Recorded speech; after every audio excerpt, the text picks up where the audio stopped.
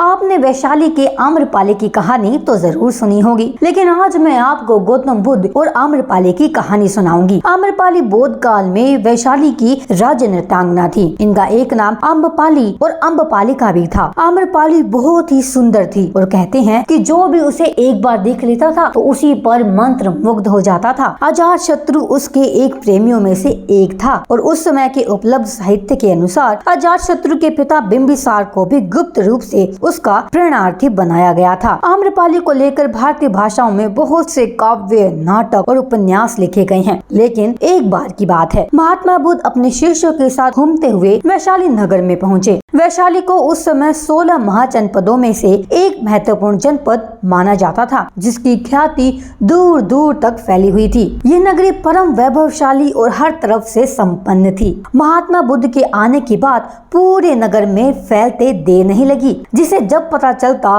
वो तभी उनसे मिलने पहुंच जाता और उनके उपदेश सुनकर खुद को भाग्यशाली समझता था। बुद्ध का चरित्र ही ऐसा प्रभावशाली था कि उनसे प्रभावित हुए बिना कोई व्यक्ति नहीं रह सकता था। उस नगर की गणिका और राज नर्तकी आम्रपाली भी बुद्ध से मिलने की इच्छुक थी।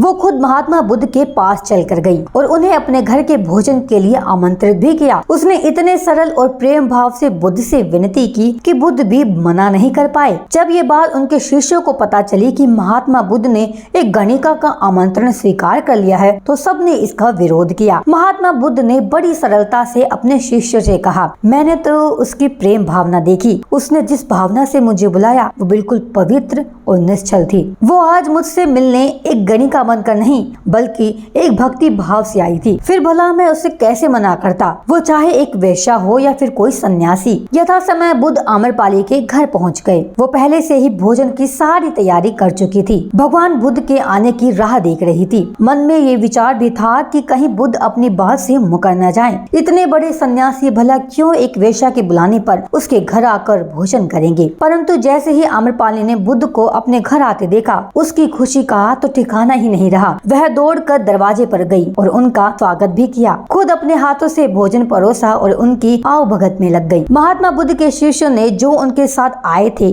थोड़ा परेशान हो गए। वो सोच रहे थे कि जिसके कदमों में खुद सम्राट बिंबिसार से लेकर अजातशत्रु थे, वो आज सिर्फ तथागत गौतम बुद्ध की एक झलक पाने के लिए तरस रही थी। उसे एक सन्यासी के लिए ऐसा व्यवहार करते देख बुद्ध के शिष्यों के मन में अपने गुरु के लिए सम्मान और ज्यादा बढ़ गया।